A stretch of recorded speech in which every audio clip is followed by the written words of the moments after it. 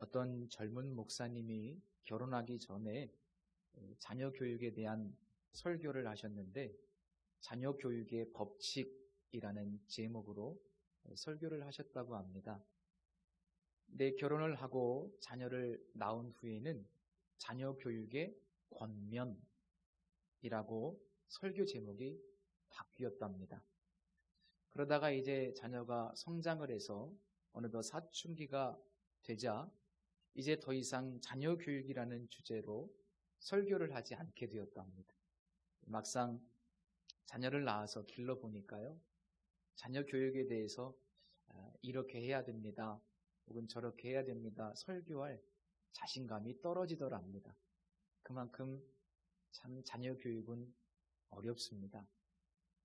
그래서 남편을 전도하신 아내분들이 계시다면, 또 아내를 전도하신 남편분들이 계시다면 참 훌륭한 신앙인들이라고 칭찬하고 싶고, 또 이제 자식들을 잘 양육하셔서 아름다운 그 신앙을 계승하신 우리 부모님들이 계시다면 정말로 존경을 받아 마땅한 분들이라고 그렇게 생각이 됩니다. 창세기 27장의 전반적인 내용을 통해서 우리 오늘 이삭의 가정에 대해서 살펴볼 텐데요. 이삭은 40세에 다소 늦은 나이에 결혼을 했는데 약 20년 동안 아이가 생기지 않았습니다. 늦게 결혼한 신혼부부에게 이 20년이라고 하는 세월은 상당히 길고 고통스러운 시간이었을 것이 분명합니다. 그러나 이삭은 20년 동안 포기하지 않고 절망하지 않고 늘 아내 리브가를 위해서 기도를 하게 되었고, 또 그의 아버지 아브라함처럼 후사를 두는 그런 실수도 하지 않았습니다. 이 젊은 시절의 이삭의 믿음은 정말로 귀하고 순수한 믿음이었습니다. 하나님은 이런 이삭의 간절한 기도를 들으시고 때가 되어서 그의 아내 리브가가 임신할 수 있도록 축복해 주셨는데, 아시다시피 뱃속에는 쌍둥이 형제가 들어 있었습니다. 뱃속에서 이 쌍둥이 형제가 서로 싸우는데 이 문제를 가지고 리브가가 하나님 앞에 가서 기도합니다. 그런데 하나님께서 뜻밖의 계시를 말씀해 주시는데요, 그 내용이 창세기 25장 23절에 기록되어 있습니다. 여호와께서 그에게 이르시되 두 국민이 내 태중에 있구나. 두 민족이 내 복중에서부터 나누이리라. 이 족속이 저 족속보다 강하겠고 큰 자가 어린 자를 섬기리라. 이렇게 말씀해 주십니다. 이 예언은 당시 고대 사회에서 굉장히 충격적인 내용이었습니다. 왜냐하면 당시 문화에서는 당연히 먼저 태어난 아들이 축복을 받는 것이 전통이었기 때문에, 기존의 질서를 뒤집는 큰 자가 어린 자를 섬기리라, 이런 예언은 정말 너무나 큰 충격이 아닐 수 없습니다. 사실 이 예언은 기존 질서, 즉 세상의 질서를 뒤집는 그 복음의 특징을 보여주는 계시이기도 합니다. 창세기 27장 1절을 보시면 어느덧 시간이 흘러서 이제 이삭은 나이가 많이 들고 늙어서 눈이 보이지 않는, 눈이 잘 안 보이는 노인이 되었습니다. 그리고 어느덧 이 쌍둥이 아들들도 장성하여 성인이 되었습니다. 고대 사회에서는 죽기 전에 꼭 자식들을 축복하는 그런 관습이 있었는데, 그 축복은 마치 예언처럼 그대로 성취된다고 믿었습니다. 관습대로 이삭은 큰아들 에서를 몰래 불러서 사냥하여 별미를 가져오라. 그러면 내가 먹고 너를 마음껏 축복하겠다라고 이야기합니다. 그런데 이 이삭의 행동에는 두 가지의 문제점이 있습니다. 하나는 하나님께서 분명히 큰 자가 어린 자를 섬기리라 라고 말씀하셨지 않습니까? 그렇기 때문에 이 이삭이 에서를 축복하려고 하는 것은 사실은 하나님의 뜻에 맞지 않는 행동입니다. 또 하나의 문제는 일반적으로 죽기 전에 자식들을 축복하는데 이삭은 이 이후로도 약 40년 가까이를 더 삽니다. 그러니까 분명히 이삭의 행동이 다소 조급하다는 것을 느낄 수 있고, 또 자식들을 축복할 때는 자식들 중에서 한 명만 불러서 축복하는 경우는 없고 임종 전에 모든 자식들을 불러서 내용은 다르지만 전부 다 자식들을 축복하는 것이 일반적인 문화였습니다. 자, 그러면 지금 이삭의 태도를 보면 그는 하나님의 뜻보다는 먼저 태어난 그 아들, 자기의 생각에 남자답고 호방하고 야성적인 그런 아들, 자기가 편애하고 사랑하는 그런 아들, 그야말로 내가 보기에 축복을 받을 만하다고 생각하는 큰 아들을 그것도 은밀히 불러서 축복하려는 것을 볼 수 있습니다. 왜 이렇게 이삭이 에서를 사랑할까 잘 모르겠지만, 그러나 어쩌면 살아오면서 좀 우유부단했던 자기 자신에 대한 열등감이 아니었을까. 그리고 그런 자기 자신과의 관계가 원만하게 해결되지 않은 그 내면의 상처 때문에 자신과는 좀 다른 기질을 갖고 있는 그 에서, 큰아들 에서, 남자다운 그를 먼저 축복하고 싶었던 것이 아닌가 하는 생각이 듭니다. 우리가 성경 말씀을 다 읽진 않았지만 1절부터 4절까지는 이삭이 주도적이라면 그 이후의 내용은 리브가의 행동이 주도적입니다. 아시다시피 리브가는 이 은밀한 이삭의 계획을 눈치채고 둘째 아들 야곱을 몰래 불러서 작전을 짜고 그 축복을 가로채버리고 맙니다. 심지어 리브가는 그런 이야기를 하죠. 만약에 이 계획이 잘못되어서 들켜버린다고 할지라도 너가 받을 저주를 다 내가 받겠다. 걱정하지 마라. 이렇게 대담한 모습을 보이기도 합니다. 그러니까 리브가가 이렇게까지 하는 이유는 은밀히 진행되는 이 이삭의 계획이 적어도 하나님의 뜻에 반한다는 것을 분명히 알고 있었기 때문이죠.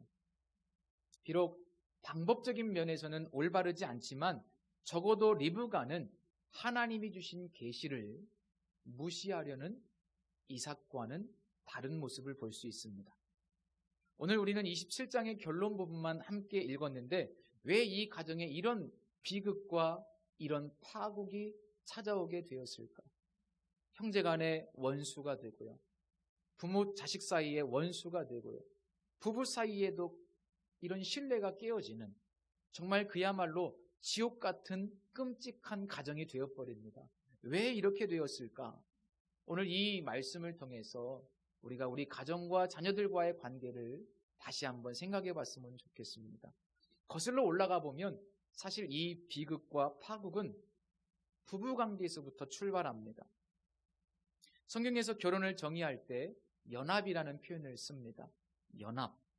결혼은 둘이 부모를 떠나서 한 몸이 되는 연합입니다. 그런데 이 연합의 의미 속에는 육체적인 연합도 포함되어 있고 또 경제적인 연합도 포함되어 있습니다. 부부는 서로 딴 주머니를 차면 안 되는 거죠. 그리고 이 연합에 있어서 오늘 본문과 관련되어서 가장 중요한 연합은 결정권의 연합입니다. 결정권의 연합. 자, 결혼하기 전에는 각자가 자기 결정의 주체였습니다. 당연한 거죠. 그런데 이제 결혼을 해서 한 몸이 되면 각자의 결정대로 살아가는 것이 아니라 이 결정을 하나로 연합을 해야 됩니다. 예를 들면 자녀 교육의 어떤 원칙과 철학에 있어서도 아빠는 이런 이야기를 하고 엄마는 이런 이야기를 하고 의견이 다르면 아이들은 어느 기준에 맞춰야 될지를 몰라요. 항상 집안의 모든 대소사도 결정권의 연합이 필요하고 자녀 교육의 철학도 결정권의 연합이 필요합니다. 한 목소리가 돼야 돼요. 그런데 그렇게 하려면 이 돕는 배필인 부부가 하나님의 뜻을 알기 위해서 정말로 치열하게 노력을 해야만 합니다. 물론 부부관계에서 결정권을 가진 존재는 남편입니다. 남편에게 복종하라고 성경에 말씀하고 있잖아요. 그러나 기억할 것은 남편은 최종 결정권자가 아니라 중간 결정권자라는 사실입니다. 최종 결정권자 아니에요. 중간 결정권자. 그러면 최종 결정권자는 누구일까요? 맞습니다. 최종 결정권자는 하나님이십니다. 그런데 이삭은 최종 결정권자이신 하나님의 뜻이 분명하게 선포되었음에도 불구하고 그 하나님의 뜻을 무시하는 거예요. 의도적으로. 아무리 자신의 생각과 달라도, 그 당시의 문화와 달라도 하나님의 뜻을 수용했어야만 하는데, 이삭은 의도적으로 하나님의 계획을 무시하고 자신의 생각대로 밀어붙이려고 한 거예요. 지금 은밀히. 성도 여러분, 하나님의 뜻이 아닌 것을 자식들에게 강요하거나 내가 원하는 길을 요구하여서 관철시키려 하지 마시기를 바랍니다. 그러면 불행해집니다. 자, 어쨌든 부지런히 최종 결정권자이신 하나님 앞에 나아가서 물어야 될 이삭, 가정의 제사장 역할을 감당해야 되는 이삭이 중간 결정권자로서 역할에 실패한 것을 우리는 창세기 27장을 통해서 확인해 볼 수 있습니다. 그의 눈이 어두워서 잘 보지 못하게 되었다, 혹은 음식의 맛도 잘 구분하지 못하죠? 이거 염소 새끼 2마리 잡아서 요리한 건데 이것도 구분하지 못하지 않습니까? 그리고 분명히 너무 특징이 달라요. 에서하고 야곱은. 그런데 그 야곱인지 에서인지도 구분하지 잘 못하는 그런 이삭의 모습을 성경이 기록하고 있는데, 이런 잘 구분하지 못하는 모습들, 이런 모습들은 사실 이삭의 영적인 상태가 매우 어두워졌다는 것을 상징합니다. 부부관계는 참 중요하죠. 부모의 역할은 참 중요한데 특별히 가정의 제사장인 아버지의 역할은 너무나 중요합니다. 무엇보다도 늘 영적으로 깨어 있어야 돼요. 최종 결정권자이신 하나님의 뜻이 무엇인지를 받아야 되기 때문에, 이 중간 결정권자는 늘 결재를 받아야 되기 때문에 성령 충만해야 돼요. 그리고 부지런히 최종 결정권자이신 하나님 앞에 나아가서 묻는 삶을 살아야 됩니다. 바로 그런 목적과 이유 때문에 하나님은 부모가 허물이 있어도 그럼에도 불구하고 부모를 공경하라고 말씀하신 거예요. 왜? 부모를 통해서 하나님의 뜻이 자녀들에게 전달되어야 되기 때문에 그렇습니다. 그만큼 부모의 역할, 아버지의 역할이 참 중요합니다.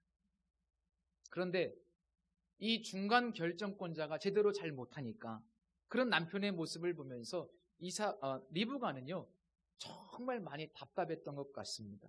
그렇게 영적으로 결혼 전에도 충만하고 그렇게 기도를 많이 했던 그렇게 신실한 남편이요, 시간이 점점 지나면서 육신적인 사람이 되어갑니다. 은혜가 사라집니다. 성령 충만하지 않습니다.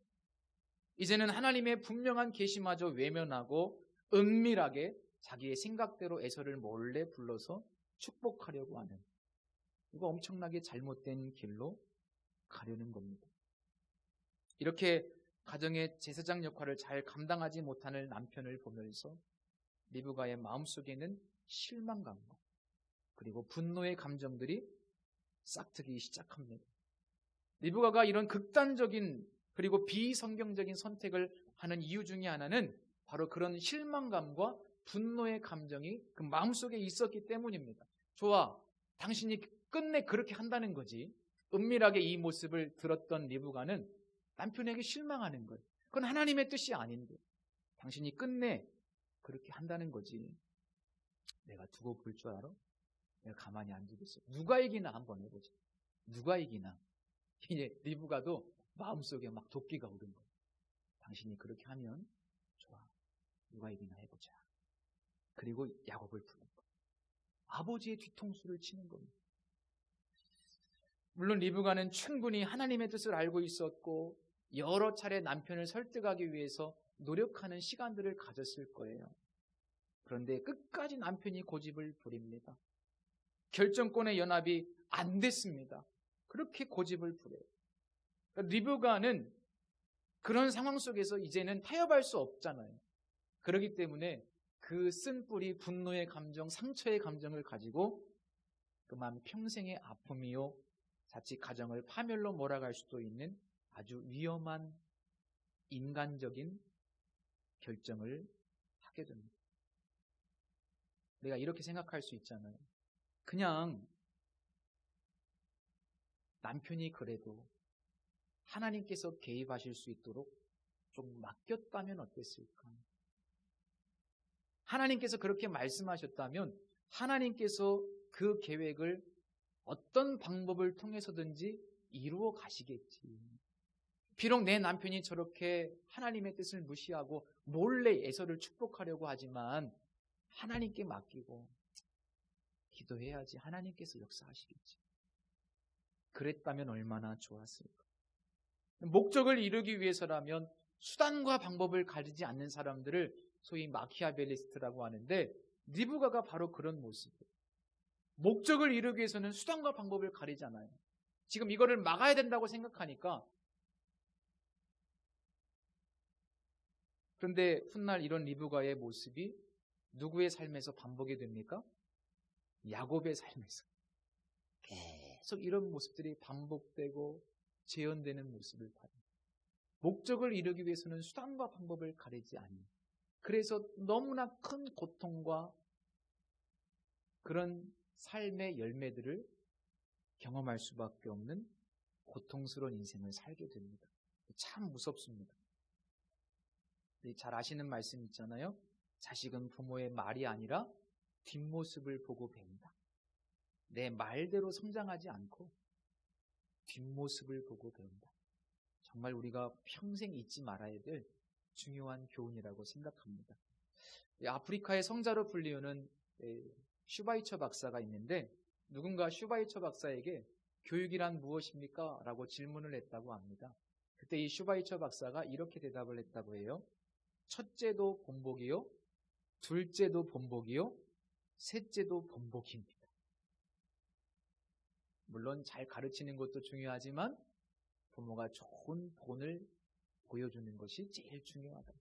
신앙의 영역도 마찬가지라고 생각합니다.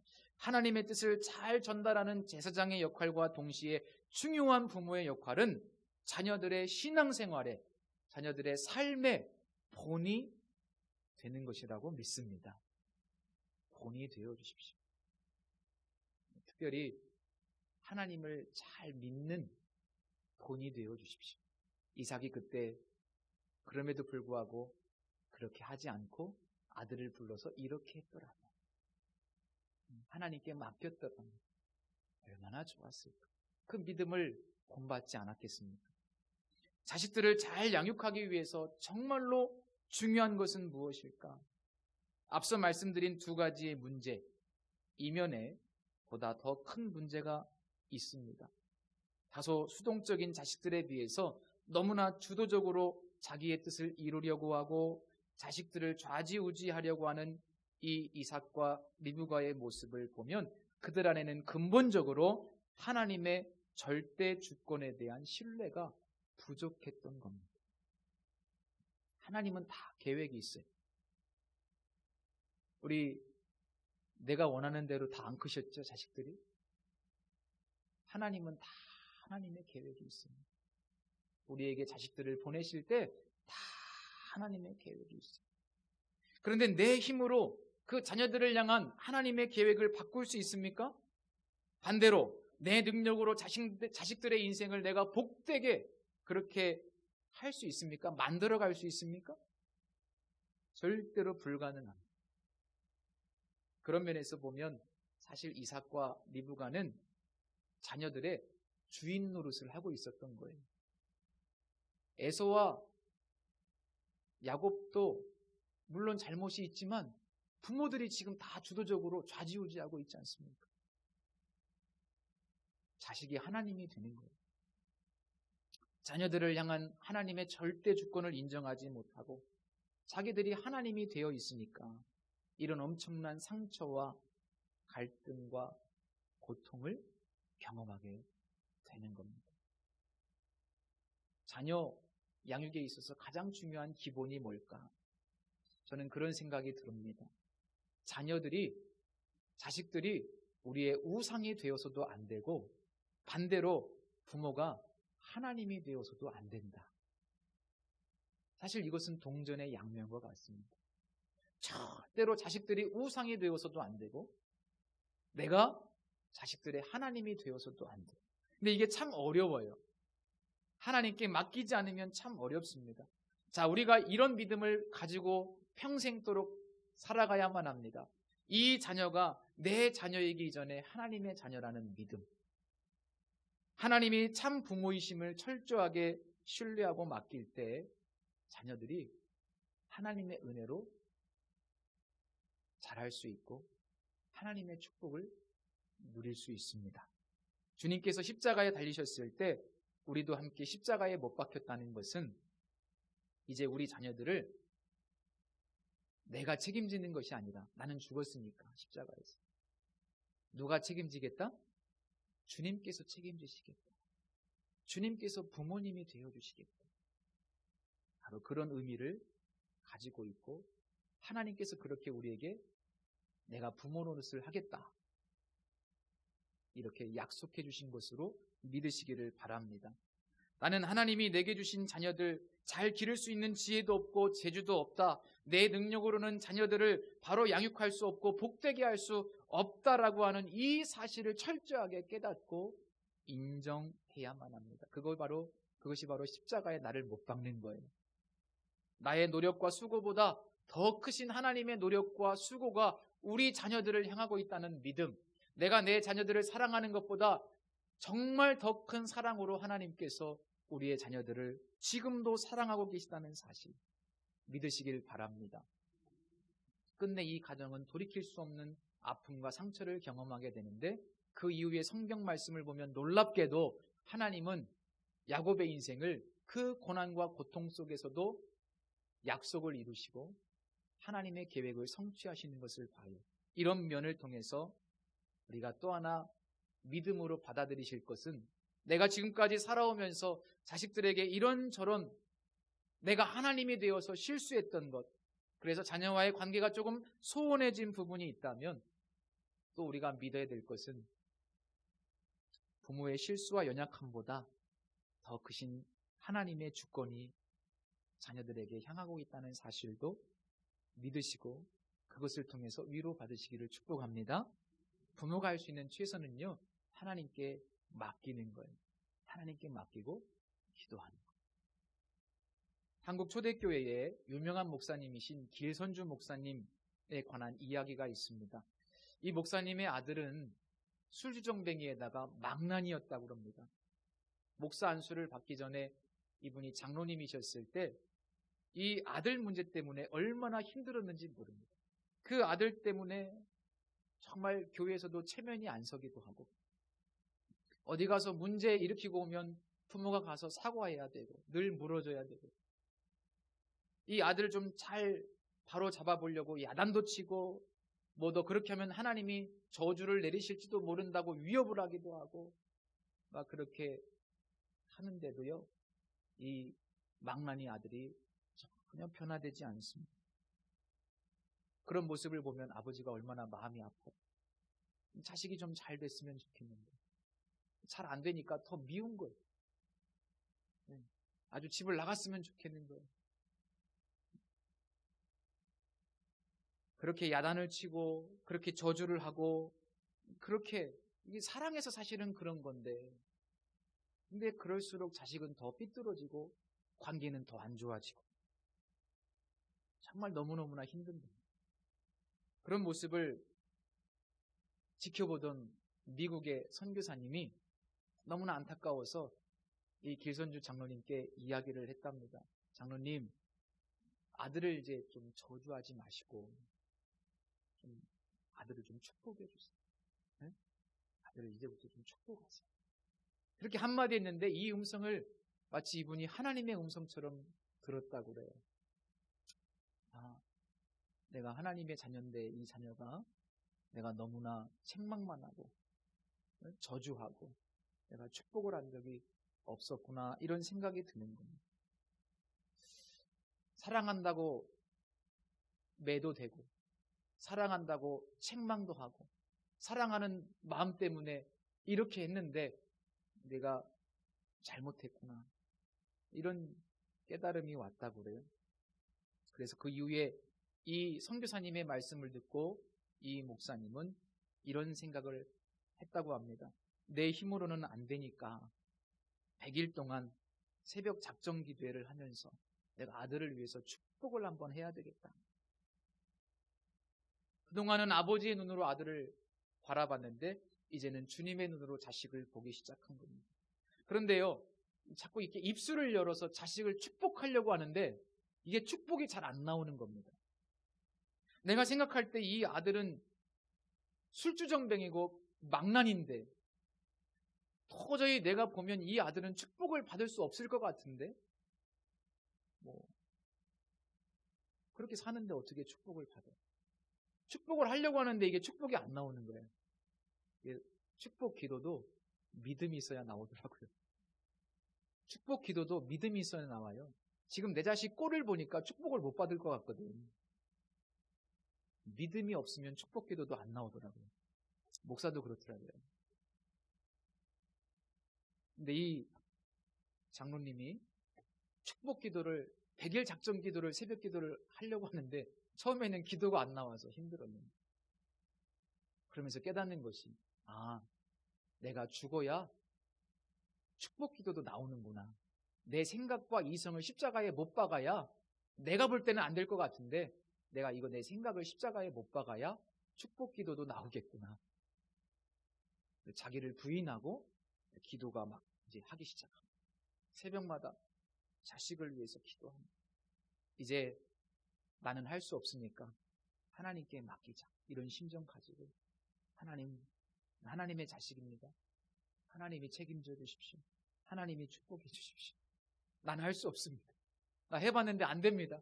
하나님이 이제 하나님께서 해주셔야 됩니다. 그렇게 입술에서 축복 기도가 터져나오고 하나님께 맡기는 기도를 간절히 드리고 100일 새벽 기도를 잘 마치셨습니다.